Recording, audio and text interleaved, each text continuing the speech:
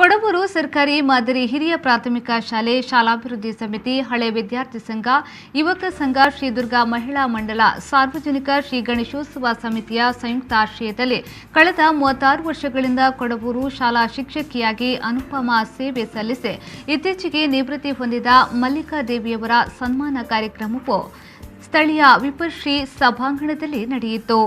ಕಾರ್ಯಕ್ರಮವನ್ನು ಆಯೋಜಿಸಿದ ಸಂಘ ಸಂಸ್ಥೆಗಳೊಂದಿಗೆ ಊರಿನ ಧಾರ್ಮಿಕ, ಸಾಮಾಜಿಕ, ಸಾಂಸ್ಕೃತಿಕ, ಸಹಕಾರಿ ಹಾಗೂ ಕ್ರೀಡಾ ಸಂಸ್ಥೆಯವರು, ಊರಿನ ಗಣ್ಯರು, ಹಳೆ ವಿದ್ಯಾರ್ಥಿಗಳು ಶ್ರೀಮತಿ ಮಲ್ಲಿಕಾದೇವಿಯವರನ್ನ ಪತಿ ತಿಮ್ಮಪ್ಪ ಬಾಬು ಪೂಜಾರಿಯವರೊಂದಿಗೆ ಸನ್ಮಾನಿಸಿದರು. ಮುಖ್ಯ ಅತಿಥಿಗಳಾಗಿ ಉಡುಪಿ ನಗರಾಭಿವೃದ್ಧಿ ಪ್ರಾಧಿಕಾರದ ಅಧ್ಯಕ್ಷರಾದ ರಾಘವೇಂದ್ರ ಕಿಣಿ, ಕೊಡಬೂರು ವ್ಯವಸಾಯ ಸೇವಾ ಸಹಕಾರಿ ಸಂಘದ ಅಧ್ಯಕ್ಷ ನಾರಾಯಣ್ ಬಲ್ಲಾಳ್, ಮತ್ಸ್ಯೋದ್ಯಮಿ ಆನಂದ್ ಪಿ ಸುವರ್ಣ, ಶಂಕರ್ ನಾರಾಯಣ್ ಪ್ರತಿಷ್ಠಾನದ ಅಧ್ಯಕ್ಷ ಟಿ ರಾಘವೇಂದ್ರ ರಾವ್, ಶಾಲಾ ಕಟ್ಟಡ ನಿರ್ಮಾಣ ಸಮಿತಿಯ ಅಧ್ಯಕ್ಷ ಮಧು ಬಂಗೇರ ಮೊದಲಾದವರು ಉಪಸ್ಥಿತರಿದ್ದರು. ಶ್ರೀಜಿತ್, ವಿ4 ನ್ಯೂಸ್, ಉಡುಪಿ.